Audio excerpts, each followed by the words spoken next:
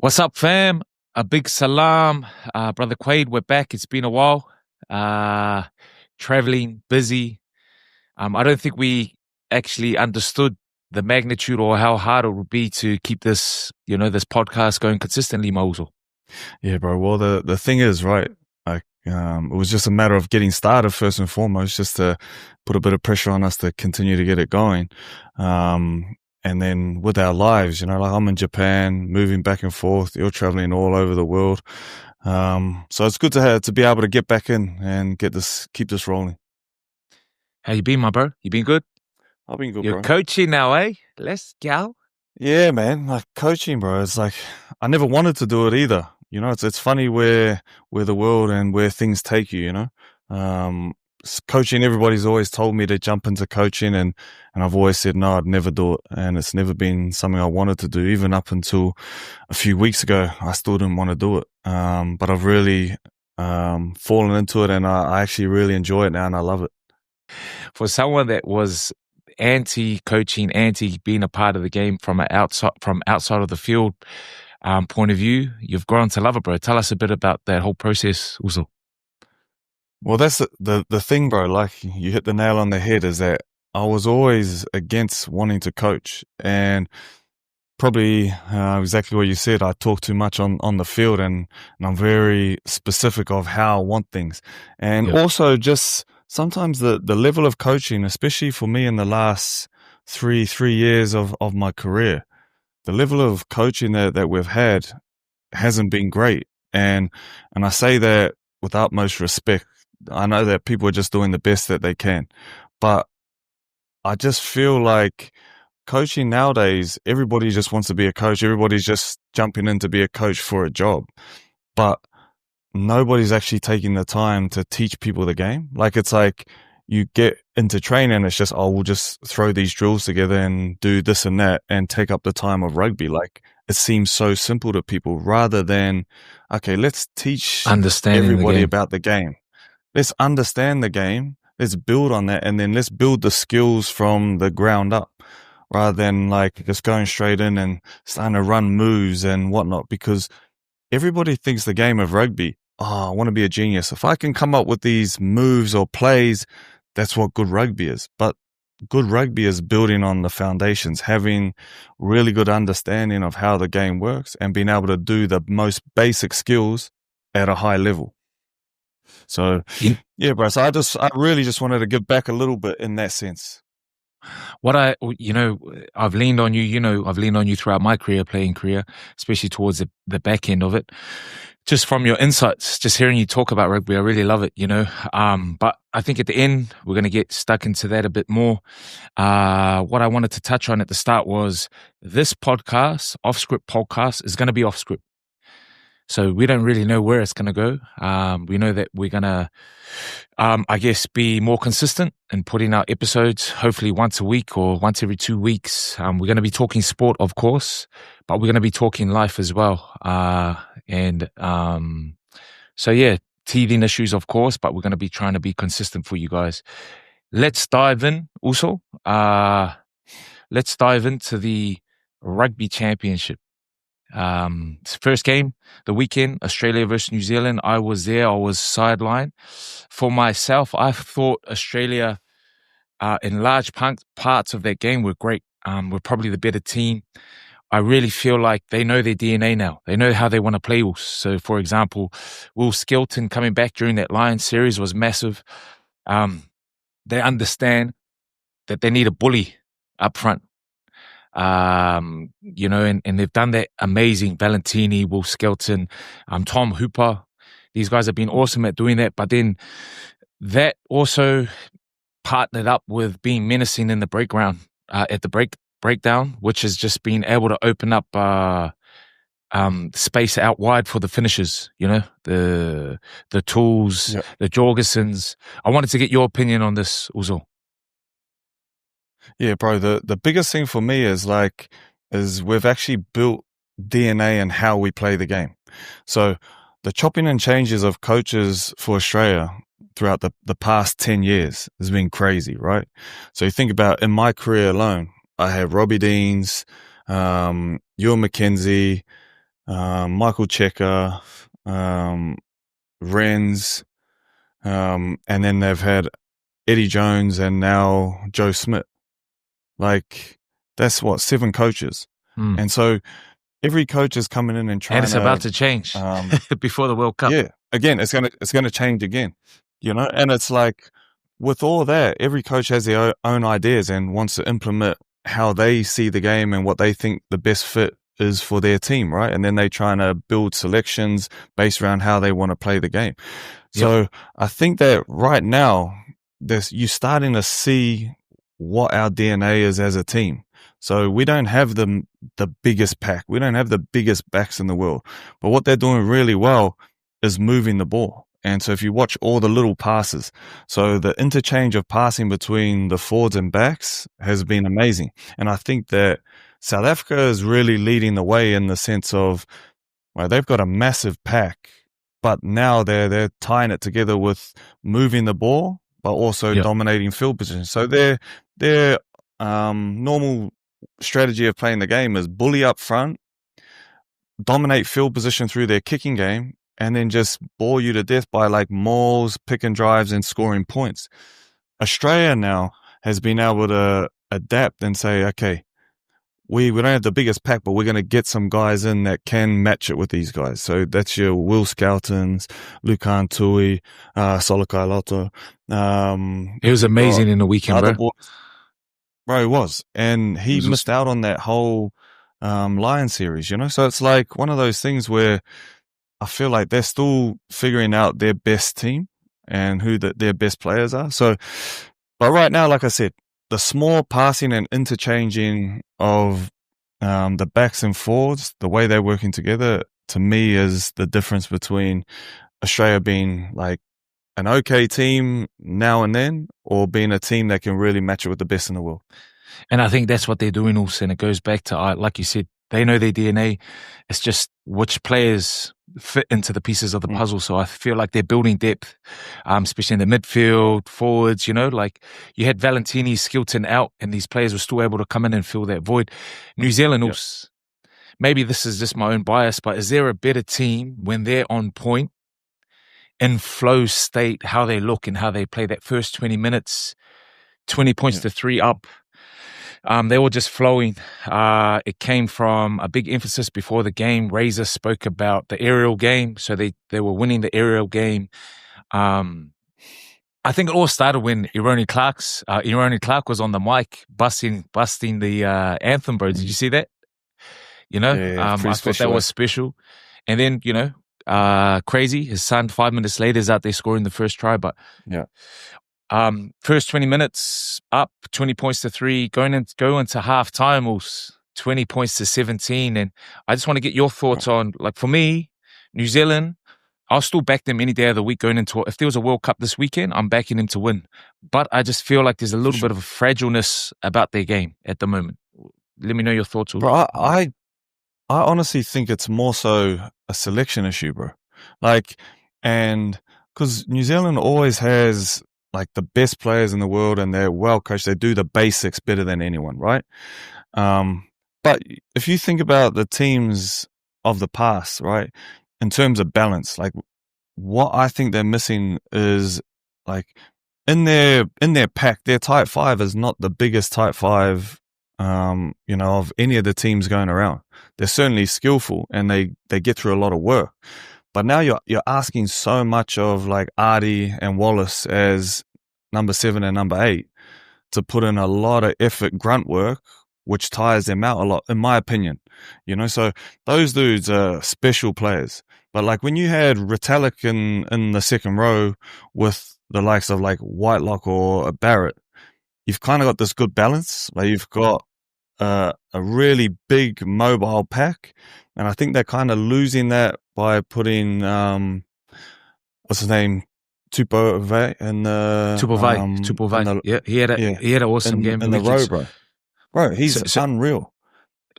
So you're saying that they're going to get that balance of playing too much? So like that, when I watched the game in Wellington 2 weeks ago against South Africa, it was helter-skelter and they were playing to and from. They were looking great, but it just looked like they ran out of wheels, bro. Is that what you're touching on, Us? Yeah, I think, bro, like, but what I mean though is like physically. So those guys are running everyone off the field, but the physical attrition, like when you're going against South Africa and you look at the size of their pack and that, like, and you're just pounding for pause for that long, it's just like it. Sorry, bro. edit. They just got worn out, bro. Yeah, of course. But I just think they got worn out, bro. What? Like I said, you're asking worn out, tired out, because you're asking so much of these guys, bro, physically. And when you have the other balance, so when you got bigger guys through the mid five, well, Artie and Wallace, these guys don't have to do so much of the grunt work, and they can run on the edge.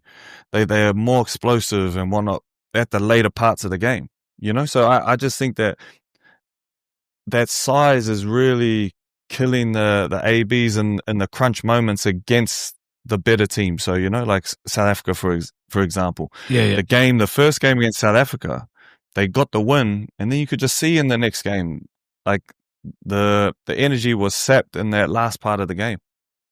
I think, it was always going to be a tough challenge post 215, 219 as well.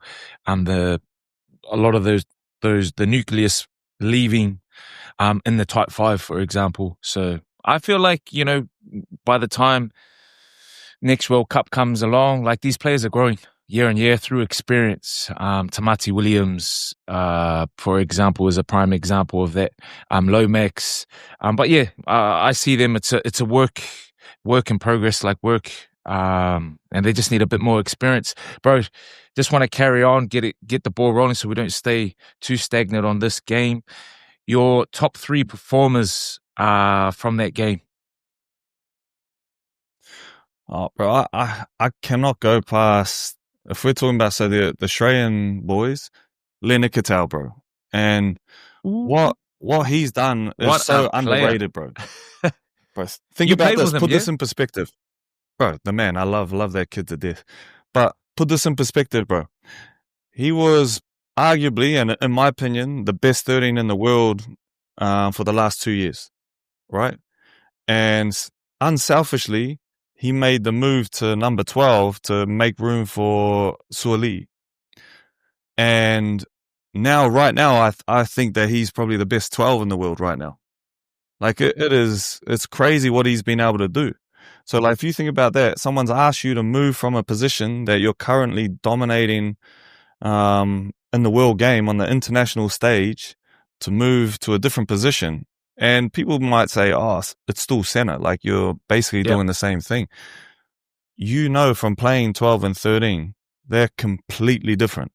And I just think that is it's understated what he's been able to do and how unselfish of an act that was, you know? So Iketal number 1? I'd say, yeah, Iketal. Bro, I want to go back to Iketal 2 after this also. But yeah, Iketal 1. Are we talking about the whole championship or just that? No, just Australia and New Zealand, just that game. Okay, Australia and New Zealand. Bro, Bodie. I will come back. Bodie was pretty.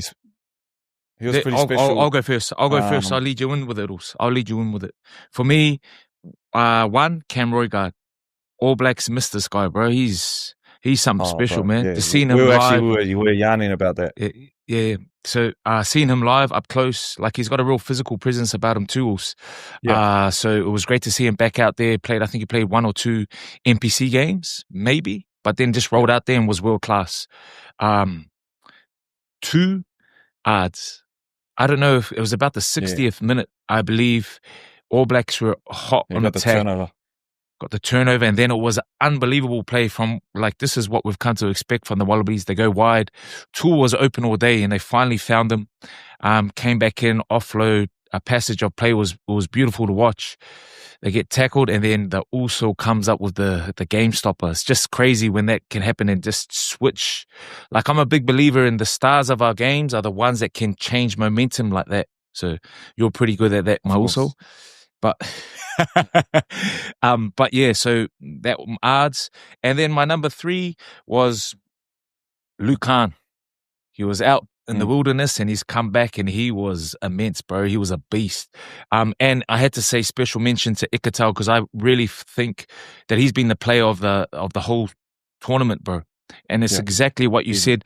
What I would like to say, my only, I guess, watching it up close, my only, I guess, concern was how Australia are defending at the moment. They're getting caught a lot on their heels. I was lucky enough to have Nick White sitting next to me, and you know, I was saying, why aren't they going? Why aren't they putting some pressure, line speed, especially even when they had numbers?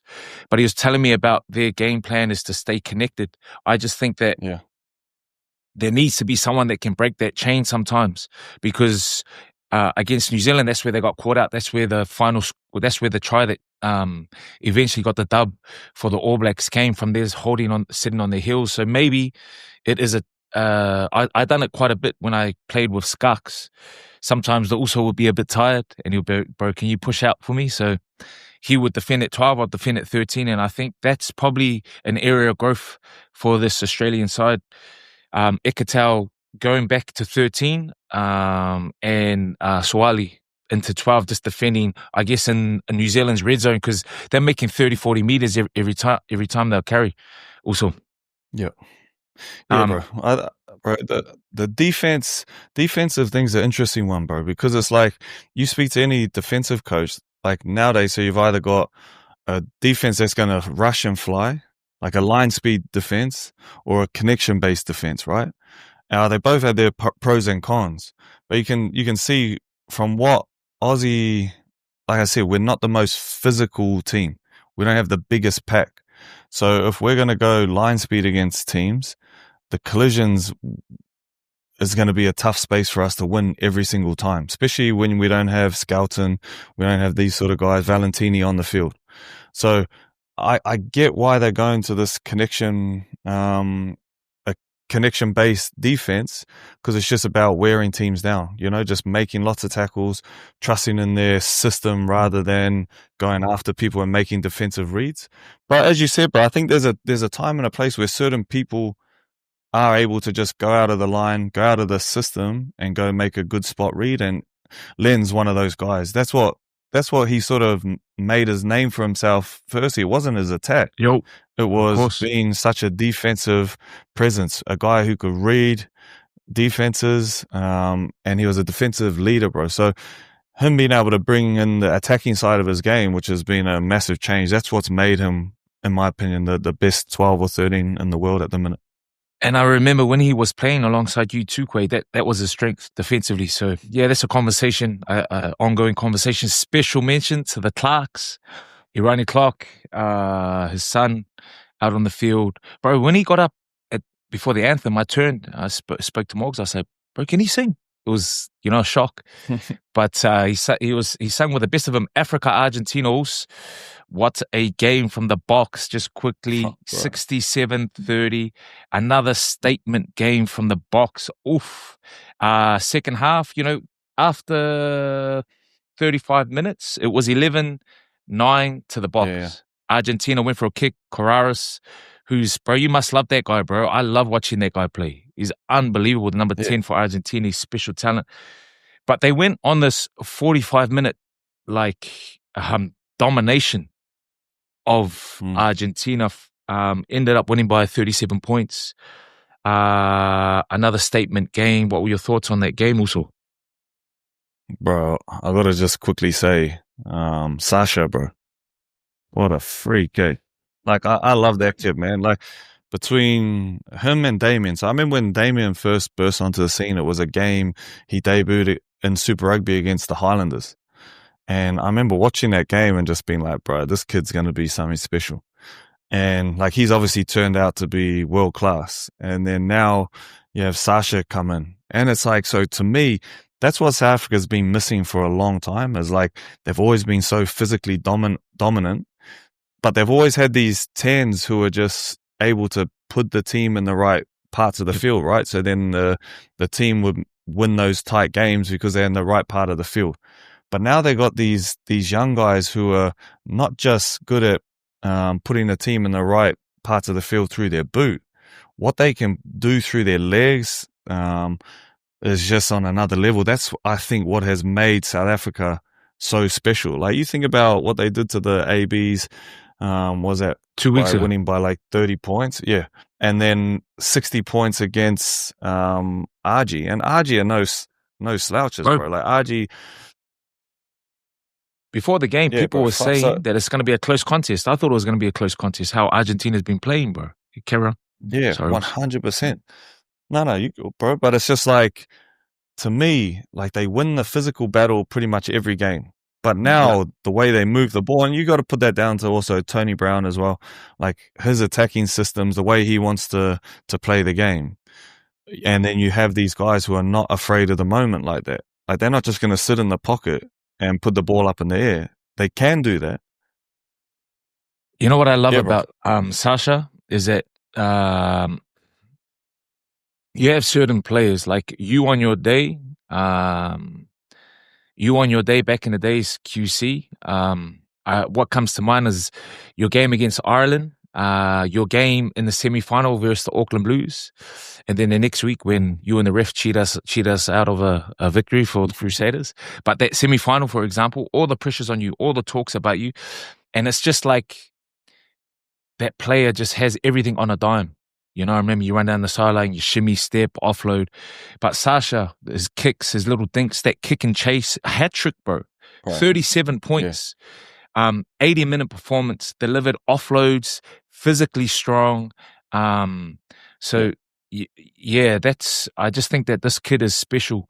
And he just always seems to have that demeanor, you know, schoolboy captain, a leader at a young age. I would say, I feel like saying, I remember when I took a photo of him when we traveled over to South Africa, but I'm not going to claim that. But yeah, he's just a special player, bro, and he seems like a really good man as well. So, he's. Well, I think that bro, like when you think about kids like that who have like talent, but like, okay, when I think back to when I was young, because the game was so different, like we had like structure or systems they weren't even invented. No one was playing them when we first started. Like, defenses, all they did was basically, the system was you fill in at 1, 2, and 3. Like, that was all that there was in terms of a defensive system. And then everybody else just jockeyed. Like, remember rugby was like sort of pushed to the side. That's how defenses were. Yeah. Whereas like now you've got these full blown systems. So like in terms of when I watch him play the game, when I was at his age, my understanding of the game, and I like to think that I was one of the better ones in terms of being able to understand the game, but there just wasn't as much to it. Whereas like these kids now, because high school teams are playing with systems, like all we had when I was coming through was call your play, and then that was your system, your starter play. Like you put so much emphasis on having these good starter plays or 3-phase sequences, whereas now it's about reading the defense, what their system is, and your style of game, being able to put yourself in the right parts of the field.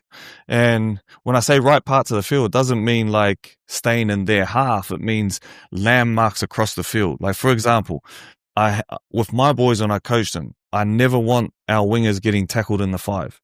Like, they have to work in off that sideline, get out of the 5-meter line to be able to set up a ruck. Because if you set up that edge ruck as, say, the winger, 8 meters in from touch, so you've come off your outside foot and buried hard into the field, the defense is going to put minimum 1 in that short side. And if you get to like 8 meters, there's going to be 1, mainly 2. And if it's a half line break, those guys are going to have to reload around from the short side to get back into the defensive line.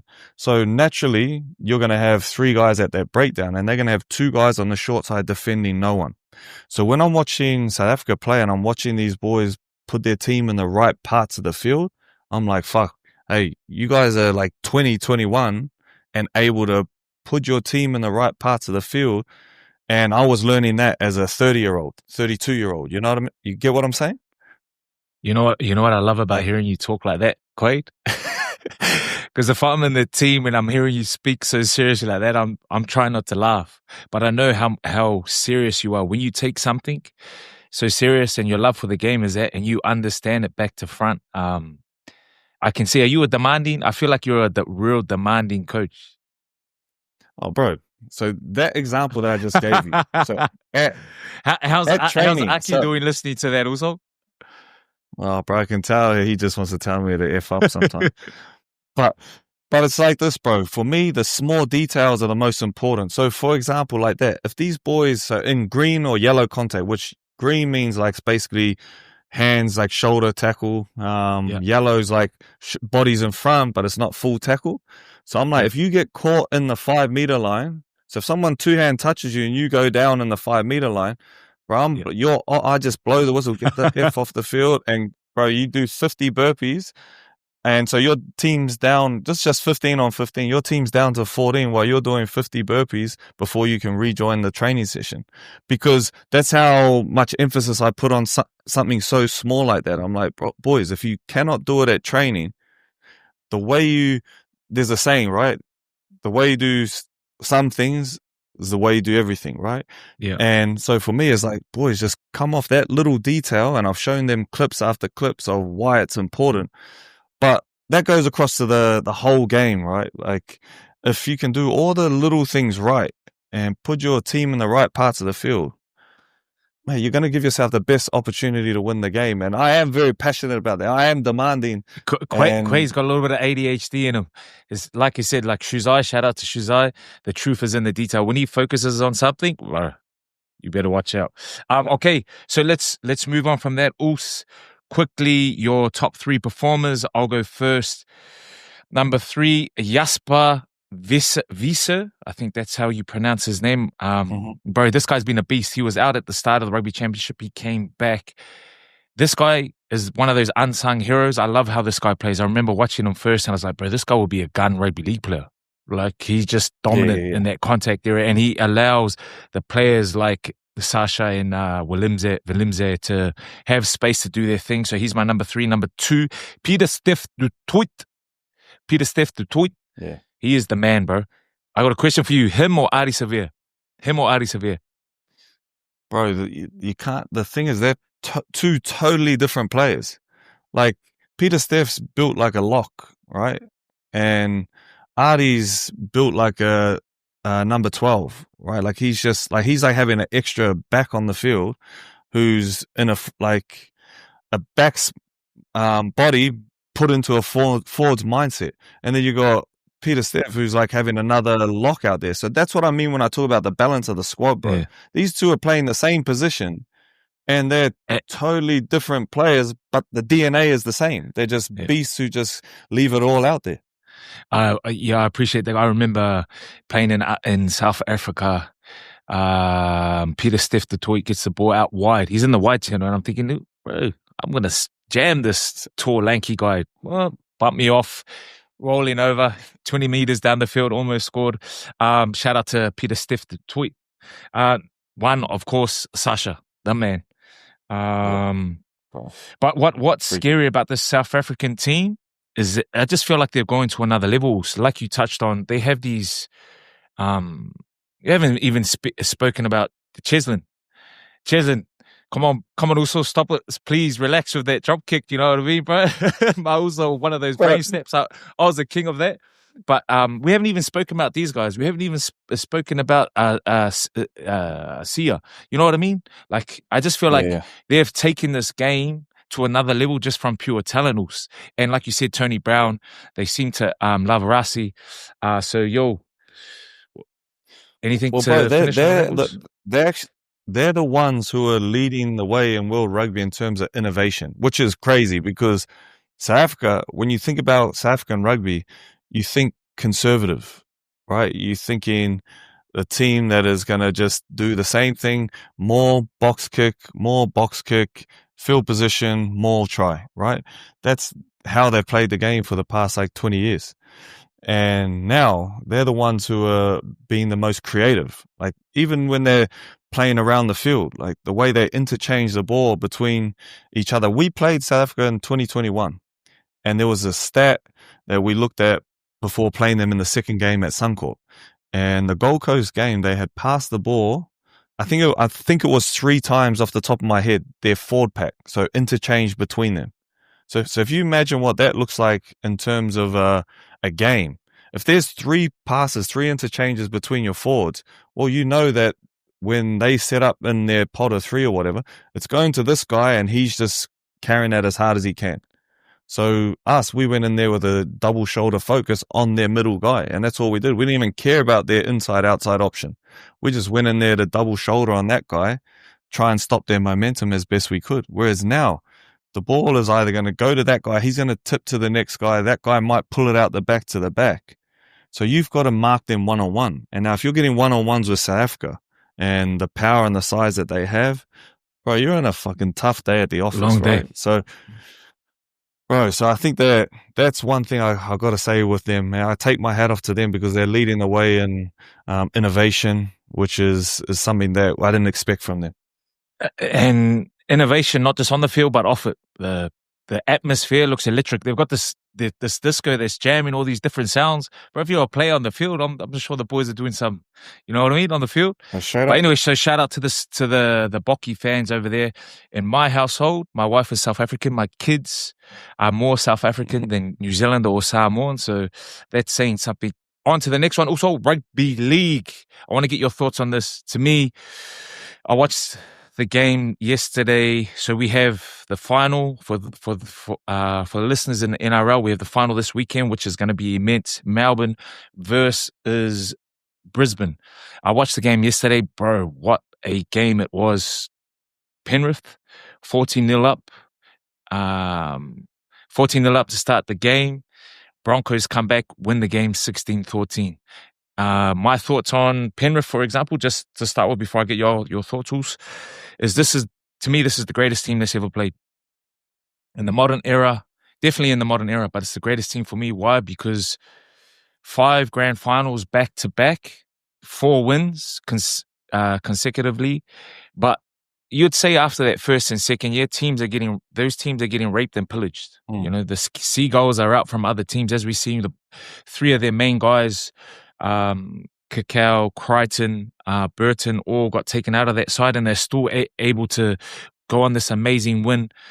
I watched the game. To be honest, I haven't watched a lot of rugby league this year, but I watched the game and I was looking at the number 6, the centre. These players I've never seen before. A few of the forwards I've never seen them before, but they're still rolling it out. So for me, greatest team ever.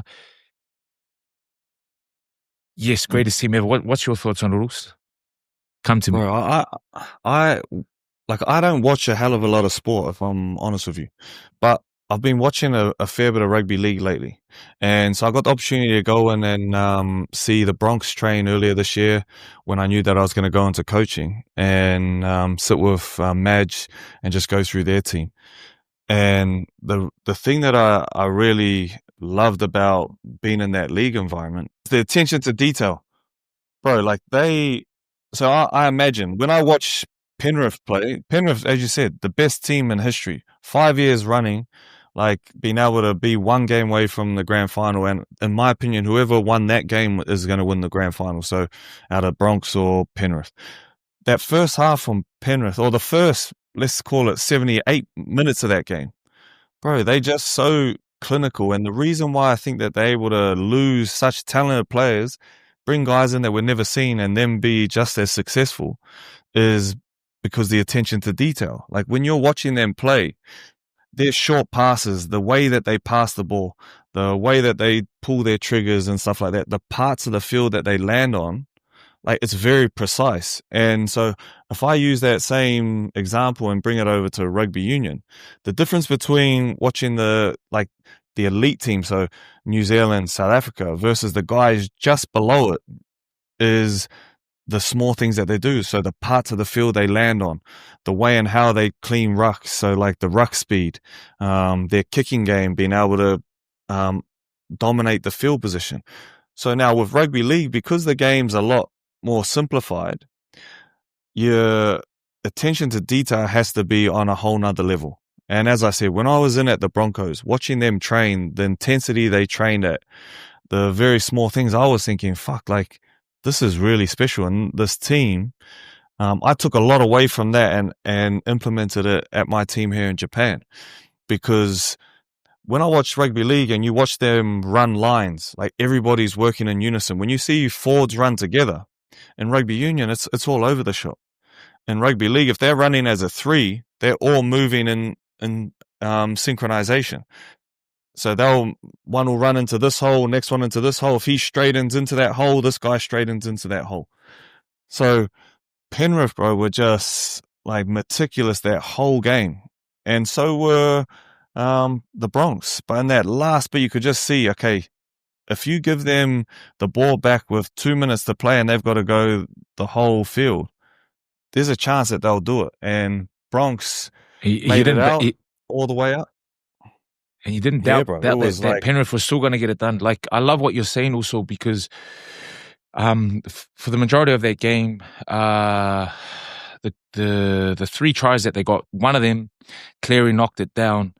They come down the short side. It wasn't a structured play. It was unstructured, and that was the undoing of Penrith. So if I was to ever become a coach, I feel sorry for the team if I ever did, but I'd more so lean towards the defensive side of things. Why? Because it's a structure that there's always a right or wrong answer, pretty much. Yeah. And the values that you bring to that defensive structure is just heart, will, and effort. So when I think about the Penrith Panthers and what they've got, what they've established, this is what I love about the game. Also, I love the culture aspect.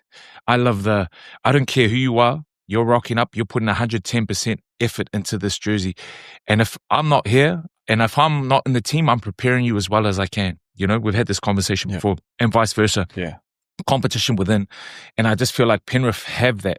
So for me, I thought Penrith were unlucky losing last night, but it took a freakishly talented side with the likes of Ezra Mann, Reece Walsh. Can we talk about Payne Haas for a second? My brother Payne Haas, 80 minutes in the middle, 80 minutes in the middle, almost 200 meters, over 40 tackles. Like, if we're talking about generational players, this guy who's as fast as a winger, as fit as the hooker, and he's brought an offload and a pass into his game. So, bro, he's unfair. He's a big man too. Legit, also, because because I'll say one thing on him, bro, because there's a one crucial part in this game where he gets up and he's cramping, right? And I think he's just dove on a ball and he gets up, he's cramping, and I think they're going to sub him off, and there's like 2 minutes to play. And I'm like, bro, if they sub him off, I don't think they can win this game, because they got to go the length. This is when they went the length, got a penalty, went the length, scored a try against the run of play. That's the one that you're talking about where Cleary ends up knocking it down. But like, he makes an awesome run in that set of 6 as well. But I was like, bro, this dude, he's feeling it. Like, he's gone hard, and his stats were something ridiculous.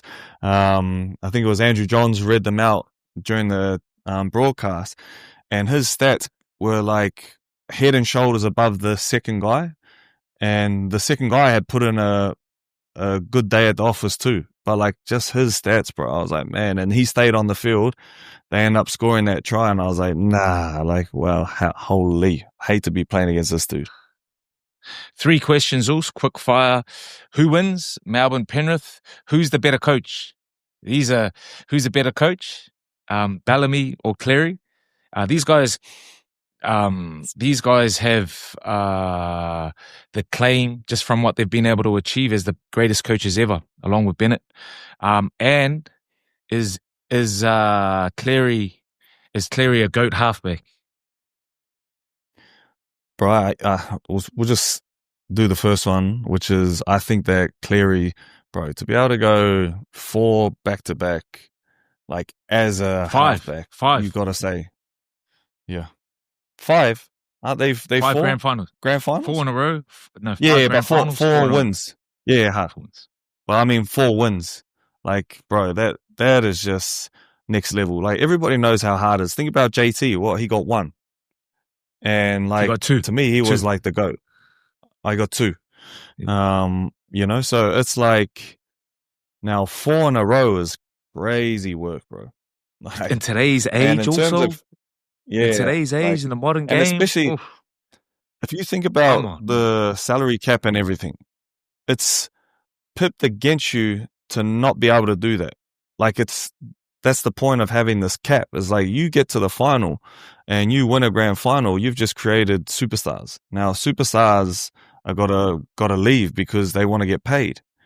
And so I think that in terms of coaching, both of these guys are just cut from the same cloth. Because, as I said, when you watch them and if you talk to any of the boys, some of the stuff they have down in Melbourne, it's all the principles are built on hard work, discipline, and selflessness. The coffee story, everyone knows the coffee story, else. Yeah. You know the coffee story before you come to the club story, and so forth. Yeah, bro, I'm with you. You see that they get sent out to go work. Have you heard about that?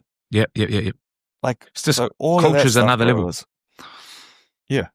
And it's ingrained not just for this year, like, oh yeah, you have it in spades because you made the final. No, it's the year after that, the year after that, the year after that. You know what I mean? So I feel like from a coaching standpoint, that's all you can ask for is to have guys that are going to hold you to a certain standard and then hand that standard over to you to build as a team. You know, so yeah, I think Cleary's done enough to be considered the GOAT at his age, you know. Fuck, it's just crazy to think, bro. I'm with you. I'm going to say that too. I think Cleary is the GOAT. And the coaches, who's the better coach? I just put them both up there. You know, in my heart of hearts, I'm a massive fan of both of them. Both good men, but I just think Bellamy, just what he's been able to churn out, your longevity. Who's going to win the final? Also, talk to me. Yeah, I think who you got, Bronx, Melbourne bro. or Broncos? Okay, so you go Broncos. I got the Bronx, and I gotta say strong to my Queensland blood. Look at this. Yeah, that's like, I feel like, bro, that semi between Bronx and Penrith, like that was the GF. Like the intensity that game was played at, bro. I was like, man, like Melbourne has been hanging on all year. That just shows how class they are and how well coached they are. You know, and they got the job done pretty comfortably against Cronulla. But Cronulla is like, all due respect, Cronulla's no Penrith or no Brisbane. You know what I mean? Massive shout out to Adam Reynolds, cool as ice to nailing that conversion 3 minutes ago. Side note, if you were a halfback and I was opposition, I would definitely put you on your ass. Who's going to win for me? Who's going to win for me in the final? I just think I want to talk about Melbourne for a second. Grant, Hughes, Peppenhausen, Munster. Man, Hughes coming back from a broken arm after 22 days is unbelievable, and he played immense. He was crazy. Munster was another level. Peppenhausen looked like he's got a sore AC joint, so we'll see how that goes. But for me, the big thing with these guys to fire is Kamakamika and Stefano, who had his best game all year. Bro, he was unreal. He was crazy. And Katoa, I love this guy, bro. He's a back row. He's got nous. He's got strength, power. He's fit, but he's got a subtle skill set to him that not many back rowers have. It would be awesome to see Big Nelson playing this week, but for me, I don't know. I'm gonna have to go with Broncos just because of my boy Payne. I love that brother. Shout out to him. Lastly, also, I got a few questions that I want to ask. Moving away from the game, and just getting into a bit of what we always speak about when we have a coffee and get down also.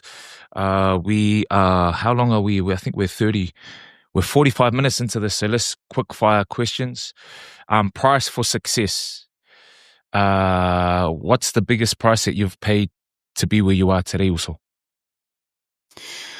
Fuck, tough question, bro. And that's, you know, like when I was thinking about this question, bro, like for me, you think about as a young kid, like we both started super young, right? So in terms of sport, like when I came into sport, it was like I just wanted to be a kid, you know? But like I wanted to, all I had wanted to do was be a rugby player. And all of a sudden I'm like 17, 18 and I'm doing what I wanted to do. But I also wanted to be a kid. I wanted to go out with my friends, do things and whatnot. And it's like, when you look back on that, it's like, there's an element of I sacrificed a big part of my like childhood in a sense of just being a young kid, making mistakes, because any mistake we made was plastered across the news outlets, across the media and stuff like that. So I think that in terms of like sacrificing, like you miss out on a lot as a kid. I missed out on a lot of my younger brothers and sisters growing up because I was always away, and being able to spend time with family. But sometimes you also, like, being successful, you got to put yourself in positions and in rooms and places that might not be the most comfortable for you. And sometimes you can cop a lot of criticism, hate, things like that. Like, let's say if you don't want to drink or you don't want to do certain things and you say, I'm focused on this, and everyone calls you, bro, you're soft, you're pussy, this and that. So sometimes you can really sort of sacrifice friendships and things like that for the greater good, in the sense of the things that you want to achieve. So so that's in a long answer. That would be it, bro. How about yourself? I love this talk, bro. I get excited. This is what I feed off. I get the energy from it. For me, simply, and it's beautiful because to see the growth in you as a man, as a person, it's been awesome to be side by side through that journey. Because you were a little prick at times, just like me. Bro, the worst. When I thought about this, I wrote one line down: defined by the game of rugby league. Yeah, I dropped out of school at 14. My uncles, or my dad worked low income job. Mom had to stay home, look after the family. It was paycheck to paycheck. All my uncles were in gangs. My brother dropped out at the same age. So at this stage of our lives, I was living with my brother. He was selling drugs. And then I got a knock on the door saying, you could come over to Australia and play rugby league. My brother pushed me, but I didn't want to go because, bro, we're buying McDonald's for lunch. I'm barely going to school. My brother's got a car. I've made it. You know what I mean? Why do I have to go out of my comfort zone to do this? But what drove me was to buy Mom a house with wallpaper. So that pushed me on this road to success. But when I speak about the price I gave, I was defined by the game. So everything was focused about the game, and I did not grow as a man off it. So I was very insecure. I was very, I had low confidence, low self-esteem. And then it taught me from getting so many highs on the rugby league field, just like that, it taught me what's next, being able to buy Mum a house, having fame, whatnot. So it put me on this direction that I am in life, and I still am in life, as you know, also, around growth, around mindset, around purpose. So for me, that came from, for example, having the birth of my daughter, who's in the studio today, waiting on me, school holidays. Shout out to Iman. But when she came into the world, how was I going to sit there and be authentic, be able to say authentically, baby, focus on school? When I dropped out of school, so I went back to school, for example, got a diploma in leadership, upskilled myself, read a lot. I speak I can speak in a auditorium in front of kids, in front of people now. So the one thing that the price, I guess, for success was me not growing as a man off it, but the lessons learned in that journey, I feel like, has helped me become the man I am. And I guess that the last line I wrote defined by the game of the rugby league, but the last line I wrote was true confidence comes from working on your self-esteem. And how do you do that in simple language? Knowledge plus action consistently. And that's all I've tried to live my life off. Okay. Next question, Urs, quickly. Do you want to touch anything on that, Urs, quickly? No, I just think that, bro, like, not a lot of people know that about you, right? In the sense of, like, you've gone and got a diploma in it, right? So, and when you say defined by the game of rugby, it's crazy because even outside of, like, say, rugby and stuff, when you start business or you start doing public speaking, things like this, everybody still just associates us as athletes. So it's quite hard for athletes after their career finishes to move into a different space, because it's always like, you remember that saying that used to be like, oh, let's just like for basketball, shut up and dribble. Like, don't get involved in anything outside of who you are. And it's like, well, yeah, we're more than just athletes in that sense. So it's like to have gone and done the work in that area, to be able to feel confident enough and strong enough to have a voice in other arenas. I think that is a special thing and something that we can push a lot more for other athletes and other just young men and women around the world, of being able to say, hey, even though you're the best in the world at this or that, it doesn't mean you cannot have an opinion or have a passion for something else. Like, don't be afraid of showing who you actually are, not just who you're representing in terms of a sport or a profession. I love it, Us. I love you, my brother. Quickly, yeah, likewise. A question I wanted to talk, or you wanted to bring up when we spoke prior, was how do you watch the games? Now, for me, this is kind of like a sensitive topic at the moment because for me, as you know, I'm a part-time commentator, and I've fought a long time with this. Do I really want to do it? First, the reason why I got involved with it was just for representation, because off the field, in the commentary space, I don't really see many Islanders or Pacific Islanders. You know, when you go to the coaches and then the board members and so forth, it gets less and less. So I just done it as representation. But right now, you know, I find that I don't have a lot of passion for it. But as for example, I love seeing Quaid from where he was to where he was now. I love seeing the development of Joseph So'ali. That's what I love about the game. I love these stories, these personal stories. I love, for example, rugby league. I love the Penrith have become the greatest team to ever play rugby league, and majority of players out those ways are Pacific Islanders. You know, I love those stories and that about the game, where it comes the nuances, breaking down the game. That's what I really struggle with, having a passion for. So I guess that's what we were speaking about. What are your thoughts on all of that also? Yeah, bro. I said the same thing to you, is that like, I feel like figuring out your passion for something. So commentating is a really interesting one, bro, because you have a platform to be able to speak on and to give your insights. And as you said, like, you're very passionate about seeing the growth in other people. So when you're watching the game, it's like, to me, if you're just commentating, I can see that you don't want to be there. Like, it's like, fuck this, I just got to go and talk about rugby. But it's like, rugby is the platform that's allowing all of us to be able to grow, right? So think about what you just said, the journey that we have been on, and we think about the things we had to sacrifice. It was, and all the lessons that I've learned has been with rugby at the forefront. So being able to learn discipline, learn to be consistent, to be able to turn up every day, even when I don't want to, mentally, physically sometimes.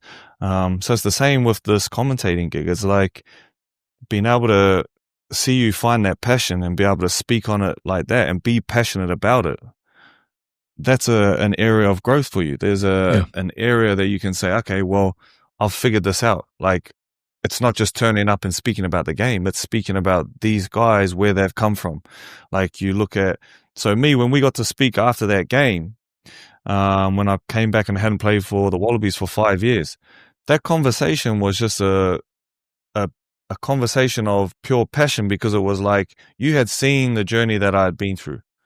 I knew what I had been through. So it wasn't about winning the game or anything like that. It was just a conversation based on where I had been and where I'd got to. But it meant that even though I got to a certain place, it wasn't over there. Like, now you're in the most vulnerable position, because you can either like pack up and say, oh, I've made it again. Like, it's all good. Life's easy and good.